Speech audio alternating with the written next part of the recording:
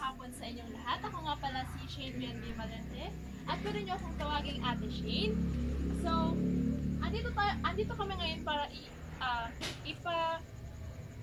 i-introduce sa inyo ang HERO, ang Higher Level Education Readiness and Orientation.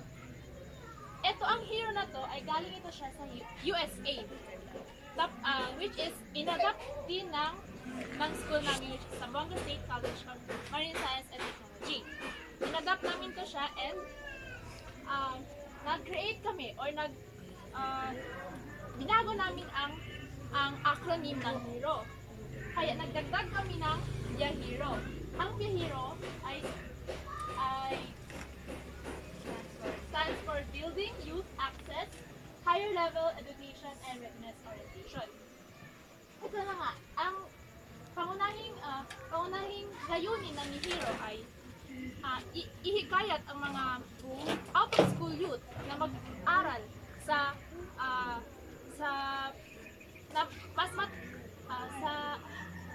inihikayat ang mga out-of-school youth na mag-aral sa mas mataas na antas ng edukasyon. Malinaw po ba? Ang unang misyon ay sino ang mga heroes? Tatalakayin natin yan. Ang mga hero ay ang mga hero for senior high school, hero for upskill, and bakit nais kong maipagpatuloy ang pag-aaral. Ang third na misyon ay paano mo mababayaran ang iyong pag-aaral. Ang ika-apat ay saan ka pwedeng mag-aral at ang panghuli ay maghanda na. So, skilling and multi-skilling, at ang pangatlo ay ang hero for college. Dito, kung titingnan natin dito sa larawan na ito, tingnan natin na kung naka-araw dito kung ano ang gusto mong pasukan. Halimbawa na lang dito, kung maalam ka sa kung high school graduate ka at gusto mong pwede. Kasi, depende yan sa skills mo or kung anong gusto mong kung titignan natin dito sa larawang ito, ikaw ay high school graduate, pwede kang mag-pursue ng TPET, pati college. Depende na lang kung ikaw ay, decision mo yan. Gusto mong multi-skilling or upskilling. Dito sa multi-skilling or upskilling, gusto mo pang mas lalong i-enhance yung isang bagay, isang skills na gusto mong enhance. Meron tayong hero mindset. Ang hero mindset natin ay education is not for privilege, but a right. Kumbaga, hindi sa estado ang edukasyon. Ito ay isang karapatan. Lahat tayo, mahirap or mayaman, may karapatan tayong mag-aral. Kaya, dito kami ngayon para i-kumbinsin kayo na mag-aral ulit. Alright. Hindi natin maiiwasan ang ating mga kapitbahay, mga bulong-bulungan na kapag ikaw ay maipagpatuloy ang iyong pag-aaral, di ba may mga kapitbahay tayong mga basher. Daw sabi nila, mag-aaral ka? Ang tanda mo na, mag-aaral ka? Kaya mo ba? Hindi natin yan iniisip. Dapat lagi tayong may positive na mindset, may positibong pagkaisipan na kakayanin natin. Kahit anong edad, kahit anong kasarian ka pa, may karapatan kang mag-aral at makapag-aral at matupad ang iyong mga pangarap. Ako naman tayo sa Mission 3. Ang Mission 3 ay paano mo mababayaran ang iyong pag-aaral. Meron tayong dalawang bayarin na sa ating mga gastos sa ating pag-aaral. Yung isa ay direktang bayarin at hindi direktang bayarin.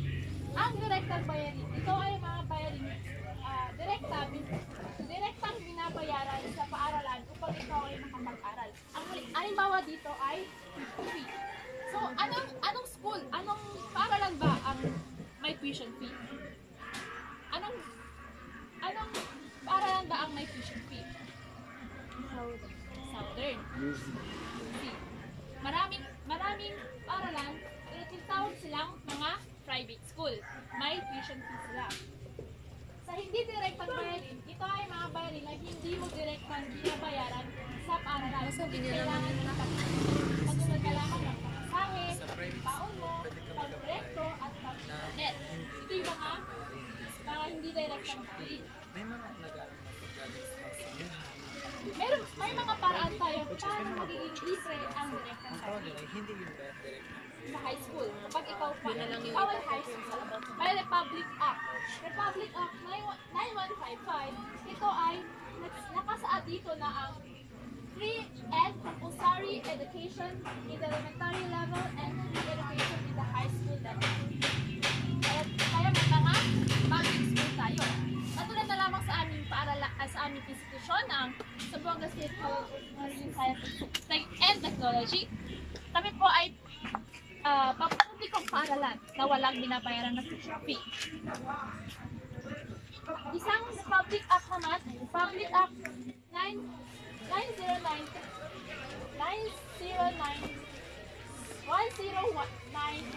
Section 5, free TVET in post-secondary. Yung TVET is technical, vocational, and educational technology. Dito, free na din ang pagtutong nyo ng post-secondary CPLs. Ako naman tayo sa kolegyo. Dito din sa Republic Act 10931, nakasaad dito na ang bachelor's degree, certificate degree, or any comparable undergraduate degrees for any state or local university or college shall be exempted from paying tuition and other school fees.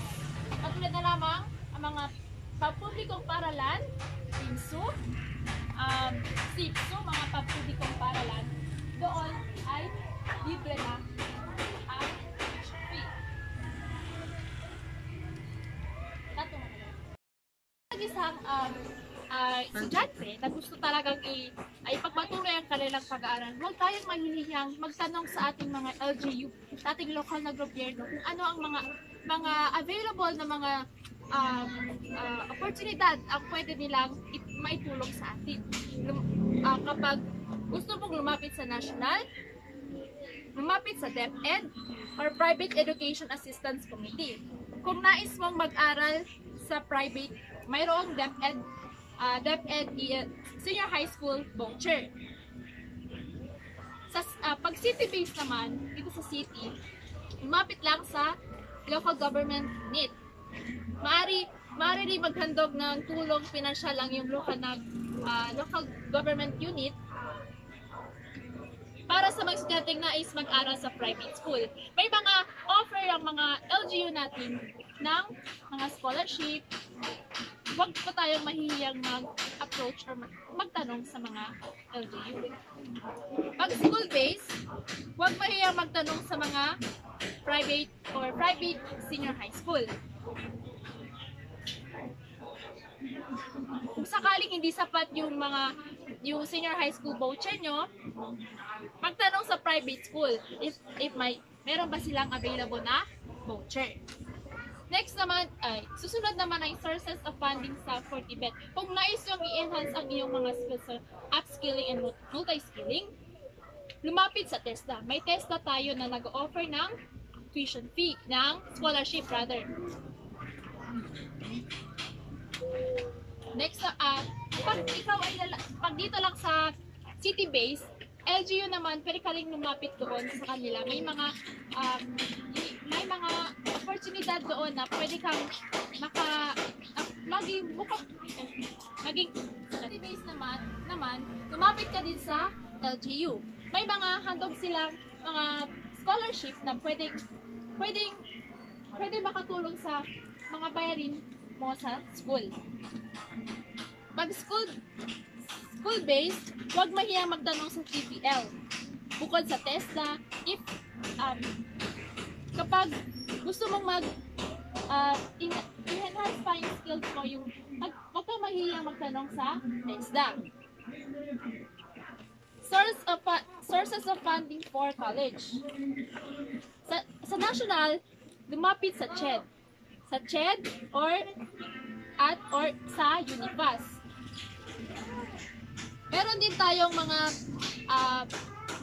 cash assistance tulad ng tertiary education subsidy na in-offer ng CHED. Sa city base, lumapit din sa LGU. At pag school base, huwag mayang magtanong sa kolehiyo o universidad. May mga private school kasi na nag-offer ng scholarship. Yung service para scholarship sa school, mag-assist sa library, or maging, hindi kasi kami nag-assist sa library, or mag-working student sa school. May mga offer na ganon.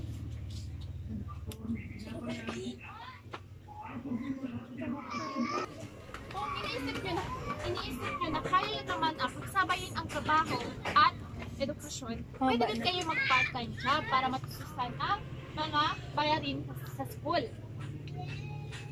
Kung iniisip nyo na kaya nyo lang at kaya lang ng katawan or ng isipan nyo, pwede din kayo mag-part-time job. Ngayon, may realization tayo. Ang KKK. Kaalaman, knowledge or kausayan, skills, at kaisipan, attitude or mindset.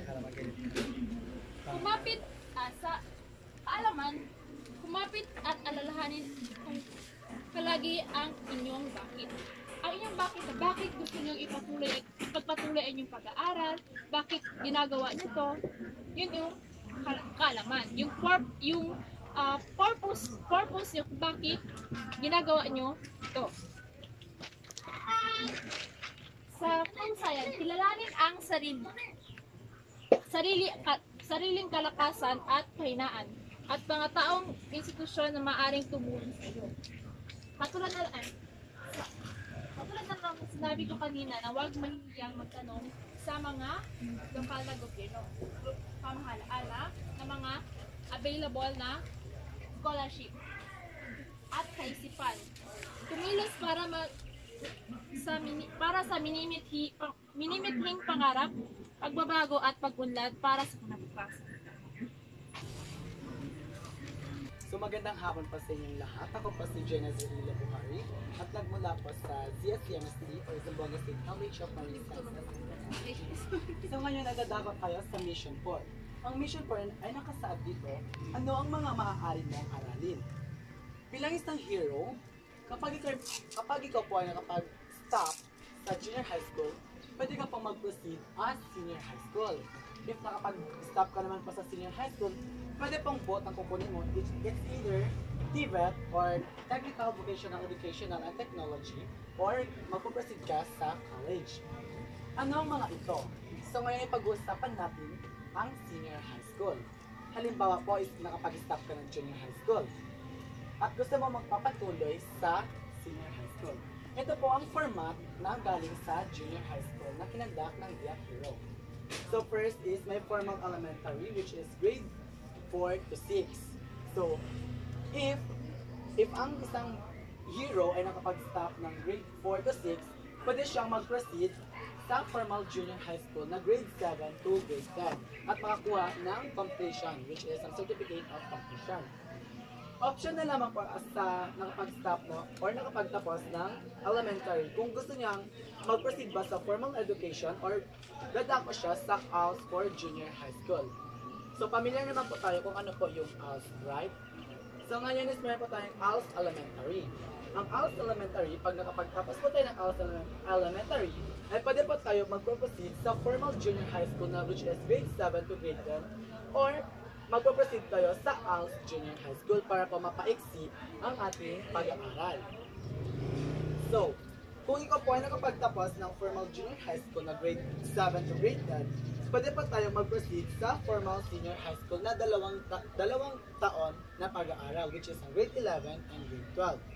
At kung kaya mo pa mag-aral sa formal senior high school, option po sa iyo ang papasok sa ALS na senior high school. So, pwede pa tayo mag-proceed sa ALS. Okay? So now, let's go for TVET. Ang TVET, or ang Technical Vocational Educational Technology, ay may ginawang format ng pag-aaral. So ngayon is, pag-usapan natin ang formal junior high school, which is, ang formal junior high school ay pwede siyang mag-proceed sa formal senior high school if gusto niya makapagtapos ng grade 11 or grade 12. If not, pwede rin pa siya mag-proceed as all senior high school. So, next is ALS Junior High School.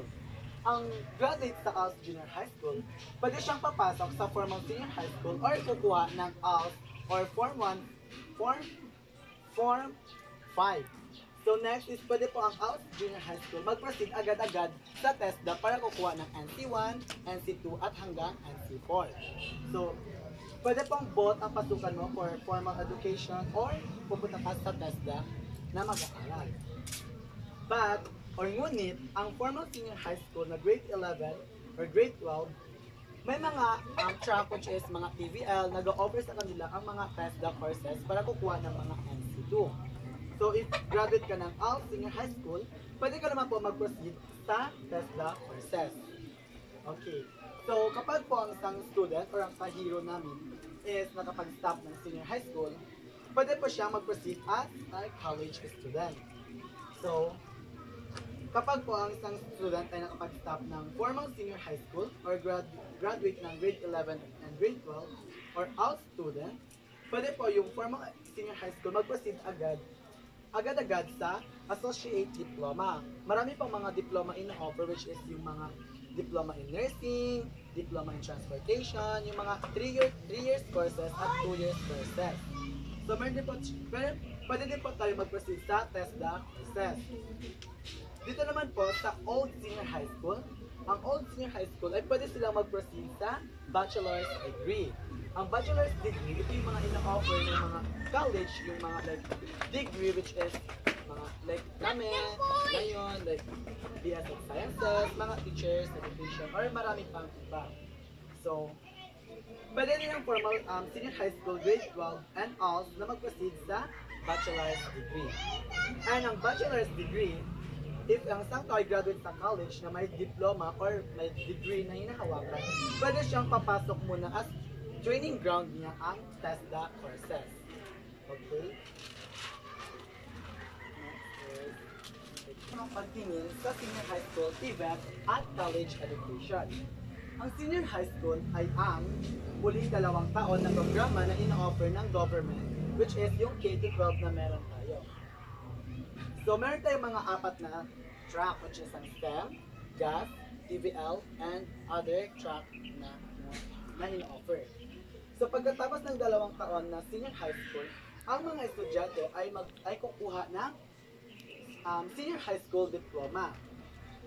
So, kapag ikaw ay nag-aaral ng Technical Vocational Education and Training or TVET, maaari ka. Ang senior high school ay ang muling 2 taon na programa na ina-offer ng government, which is yung K-12 na meron tayo. So, meron tayong mga 4 na track, which is ang STEM, GAF, TVL, and other track na ina-offer. So, pagkatapos ng 2 taon na senior high school, ang mga estudyante ay kukuha ng senior high school diploma. So, kapag ikaw ay nag-aaral ng Technical Vocational Education and Training or TVET, maaari kang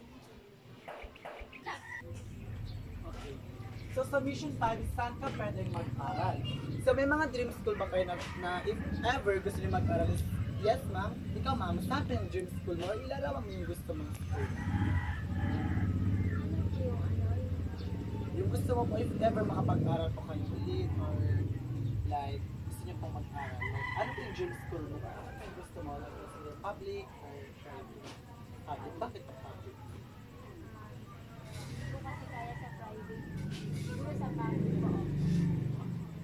So, sa Mission 5, ano ang 2 uri? nila. Nabanggit na nga ni kanina ni Ate Salvador ang public school and private school. Ngunit dadagdagan ko ito. Ang public school ng mga buwis na nanggagaling sa mga gobyerno tulad ng mga teachers, nagbabayad sila ng buwis at yung mga tax na buwis na binabayad is yun yung ginagamit namin as tuition fee namin sa paaralan. While sa private school, kung gusto mo po mag-private school, may mga sektor o mga sangay ng gobyerno na tumutulong sa atin para matustusan ang mga babayaran natin na mga didirektang bayarin at mga direktang bayarin tulad na lamang ng tuition fee. May mga vouchers na ino-offer ang gobyerno, which is for pagpapasok po tayo sa senior high, may 22,000 deducted na sa ating tuition. Ibig sabihin, kung tuition nyo is 20,000, hindi nyo po makukuha yung sobra sapagkat galing po ito sa gobyerno. At yung 22,000 or 20,000 na babayarin doon, is direkto na po yun sa school na papasok. So yan po yung mga tawag sa mga senior high school, which is Gatan School. So yung mga galing sa senior high na galing sa school, is tinatawag sila mga DepEd since sangay sila ng gobyerno. Ang Tibet ay under sa TESDA, which is training ground ng mga students na gusto mag-proceed sa upskilling and multi-skilling. Next is ang college, university, and state college. Halimbawa mga WIMSU for university and state college for CST. So soon to be, papasok na po kami sa university and ang ZIPSU ay tatawagin ng Mindanao University of State College of Marine Sciences and Technology. So, para naman sa magpatuloy, para sa TVET, ang mga requirements or mga kailangan natin kunin ay ang accomplishment application form, which is binibigay lamang yan isang parang ang nag-aral noon. ALS Form 5, or kung ikaw naman nakapagtapos ng senior high school, kailangan kunin ang Form 137. So next is Certificate of ALS Completion if nakapagtapos ng ALS graduate. And especially yung birth certificate, of course, para ma-recognize and makilala yung nag-aaral. Para sa kolehiyo, marami-rami ito, which is ang Accomplishment Application Form, Original Certificate, Certified True Copy of Form 137, Certificate of Good Moral Character, Original Copy of NSO Birth Certificate, Letter of Application, 2 pieces of 2x2 pictures, admission test free, and recommendation in letters. Bukod dito, may mga dokumento tayong kailangan ihanda at pinaka-kailangan mong ihanda is yung sarili mo. First is mag-reflect. If gusto mo na ulit mag-aral, is kailangan mag-reflect ka sa sarili mo kung kaya mo ba ito or kung ano ba ang nais mong gawin if mag-aaral ka ulit. Next is rediscover. Since nag-aaral naman po tayo dati, kailangan po natin mag-rediscover na ilang isipan natin kung ano nga ba ang epekto ng pag-aaral sa ating sarili. Next is reconnect. Since tayo ay may mga kaibigan na kasapi sa miyembro ng ating pamilya, kailangan natin silang kausapin kung ikakabuti ba sa atin ang pag-aaral. Next is take a rest.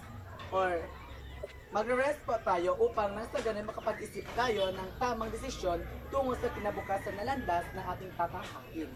So yun lamang po ang aming Be a Hero.